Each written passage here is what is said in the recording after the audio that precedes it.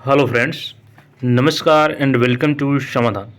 साथियों, उम्मीद करते हैं कि आप सब अच्छे होंगे और स्टडी आपकी कंटिन्यू चल रही होगी, क्योंकि आपका सिलेबस भी आ चुका है, नोटिफिकेशन भी आ चुका है। खास करके बीपीएससी शिक्षक अभ्यर्थियों की बात करें और जो भी कन्फ्यूजन बना हुआ था बीच में, समय समय पे चेयरमैन सर ट्वीट के माध्यम से या ऑफिशियल नोटिफिकेशन के माध्यम से या प्रेस कॉन्फ्रेंस के माध्यम से क्लियर करने का कोशिश किया। फिर भी कुछ डाउट्स बना रहता है तो उसको समय समय पे क्लियर किया जाएगा आपके बीच में।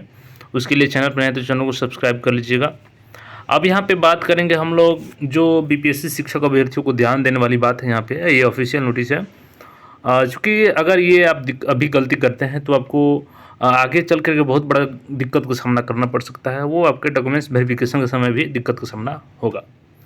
तो क्या कुछ अपडेट्स है, इसको समझने के लिए हम लोग जैसे कि यहाँ पे आज चेयरमैन सर का ट्वीट भी है, इसके अलावा यहाँ पे जो ऑफिशियल नोटिस है, दोनों को समझेंगे। तो सबसे पहले ऑफिशियल नोटिस को देखते हैं।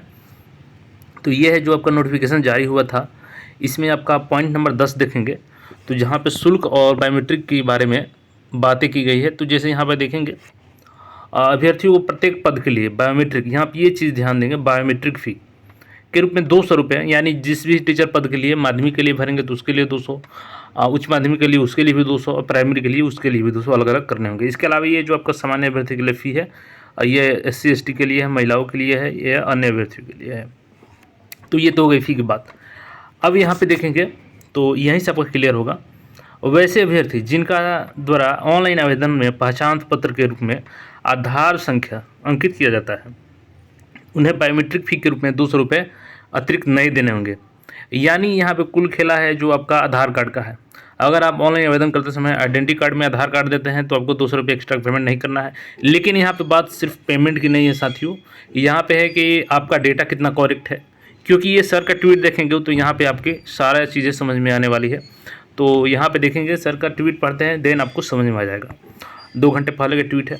Citizens ID system have been in used in several countries since long, but what makes Aadhaar unique is the use of biometric। मतलब कि जो आपका सिटीजनशिप यानी जो आपका पहचान पत्र होता है किसी भी देश में, वो बहुत पहले से अलग अलग देशों में लागू है। लेकिन जो आधार है इन सब से इसको विशिष्ट बनाता है, जो उसमें आपका बायोमेट्रिक सिस्टम है। यानी कि अदर जो डॉक्यूमेंट्स होते हैं, चाहे इंडिया की अपना वोटर लिस्ट की बात करें तो उसमें आपका कोई बायोमेट्रिक नहीं होता है।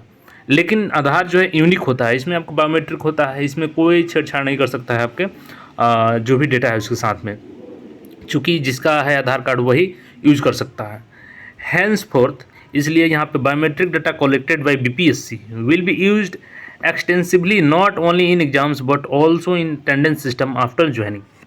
मतलब कि जो आपका यहाँ पे आधार कार्ड से डेटा कलेक्ट करेगा BPSC, यहाँ पे देख सकते हैं क्लियर बोला गया है कि BPSC डेटा कलेक्ट करेगा आपका, और यही डेटा आपको पूरी लाइफ में, मतलब जॉब करेंगे उस पीरियड में आपका दस्तावेज सत्यापन होगा, अटेंडेंस होगा, उसमें भी आपका यही बायोमेट्रिक यूज़ किया जाएगा। So will be in TRE, इसलिए शिक्षक भर्ती में भी इसको लागू किया जाएगा। अब यहाँ पे कुछ अभ्यर्थी क्या करते हैं कि जिनके पास आधार रहता है वो भी वोटर लिस्ट या अन्य डॉक्यूमेंट्स को आइडेंटिटी प्रूफ में डाल देते हैं। तो ऐसा गलती आप लोग मत कीजिएगा, क्योंकि यहाँ पे अगर आप आधार डालते हैं तो आपका जो भी बायोमेट्रिक है उसी के अनुसार आपका काम होगा। पहला चीज़, आपको 200 रुपये एक्स्ट्रा पे नहीं करने होंगे। इसके अलावा आपको बायोमेट्रिक बार बार अलग से नहीं देना होगा। साथ ही साथ एक चीज़ आप लोग ध्यान देंगे कि जो आधार कार्ड में आपका डेटा है या जो आपका सर्टिफिकेट में डेटा है, वो सारा डेटा और आधार कार्ड का डेटा एक ही होना चाहिए। अभी आपके पास समय है, 15 जून से ऑनलाइन होगा। आप लोग सभी अभ्यर्थी जिनका भी आधार है उसमें एक बार आप लोग देख लेंगे अपने एड्रेस को, अपने नाम को, अपने डेट ऑफ बर्थ को या फादर्स नेम को, जो भी उसमें मिस्टेक हो तो अभी समय है, आप लोग सुधरवा लीजिए। क्योंकि बायोमेट्रिक डेटा अपडेट होगा उसी के अनुसार, तो आगे चल के आपको दस्तावेज सत्यापन में दिक्कत नहीं होगा। तो ये अपडेट था। आप लोग आधार कार्ड को ही जरूर डालिएगा, क्योंकि यहाँ BPSC आपका डेटा कलेक्ट करेगा और यहाँ पे बहुत सारे उसका बेनिफिट आपको होने वाला है कि बायोमेट्रिक आपको बार बार अपडेट नहीं करानी पड़ेगी। तो यही अपडेट था। आई होप आप लोग समझ गए होंगे। इसके अलावा कोई भी डाउट्स है तो आप लोग कमेंट कीजिए, वहाँ से आपका डाउट क्लियर किया जाएगा। और फिर जल्द ही मिलते हैं BPSC के अन्य नए अपडेट्स के साथ में। तब तक के लिए चैनल को सब्सक्राइब करके चैनल से जुड़े रहें और स्टडी करते रहें। धन्यवाद।